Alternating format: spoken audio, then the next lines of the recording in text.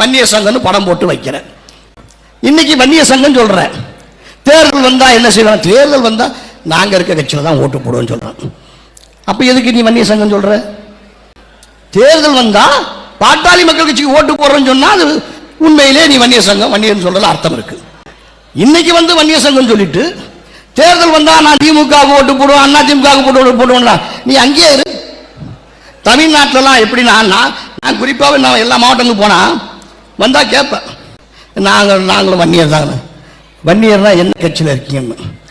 திமுக அண்ணா திமுக. உங்களெல்லாம் வன்னியரா நான் அங்கீகாரம் பண்ணல. ஏன்னா நான் தான் உனக்கு சாதி சான்றிதழ் கொடுக்கணும். நீ திமுகவில் இருக்கிற அண்ணா திமுகவில் இருக்கிற திமுகவில் இருக்கிற நீ கருணாநிதி ஜாதி, நீ அண்ணா திமுகவில் இருக்கிற ஜெயலலிதா ஜாதி. ஒன்று நான் வன்னியரா அங்கீகாரம் பண்ண முடியாது. நீ வராத, அதை சொல்லிட்டு வராதுன்னு இப்படியே சொல்லுவேன்.